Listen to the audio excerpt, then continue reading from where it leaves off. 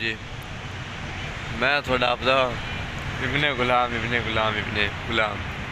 ते मेरे नाल हैं जप्पा साहब हैं जो कि साडी क्लास दे अजोके पढ़ा रहे हैं ते आवन वाले वक्त दे सूबेदार हैं ते इन्हां मैं आपदे चैनल दे खुश आमदीद आना जी आया आना। ते दूजी गल है कि जप्पा साहब अजकल बड़ी प्रैक्टिस कर रहे हैं ते आवन वाले सूबेदार हैं सूबेदार वास्ते तो प्रैक्टिस होंदी है। ते जप्पा साहब तुसी हुण आपदे बारे को तारफ कराओ। शुक्रिया लफ्ज़ ही एक निकलिया जी शुक्रिया शुक्रिया तो अगे दसो ना कोई आपका नाम बारा कितों दे हो ये वो दसो। हाँ हाँ अल्हम्दुलिल्लाह गुलाम मुहिउद्दीन दे नाल खलोता हाँ और इंशाअल्लाह ताला नाल ही रहूंगा माशाअल्लाह।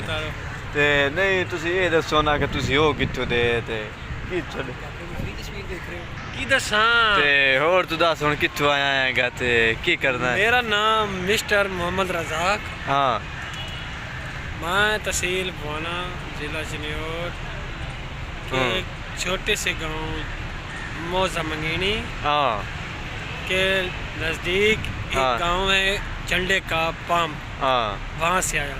ओ अच्छा अच्छा तुसी पंजाबी ते बड़ियार नाज़म साहब ही आ गए ते हुण नाज़रीन साडे नाज़म साहब किदे चलो नाज़म साहब ओ दुआ रहन ते तुसी मोड़े तो यूनिवर्सिटी आए की कुछ स्पेशल लेके आए हो ये थोड़ा अंदर बारे दस ए मुंह भी इधर करो ना यूनिवर्सिटी अपनी जिंदगी बर्बाद की थे हाँ इस वास्ते मैं अगले माना कि यूनिवर्सिटी कोई भी ना आवे। नहीं ये गलत गल है कि नाज़म साहब इधर पर वीडियो बचा होना नाज़म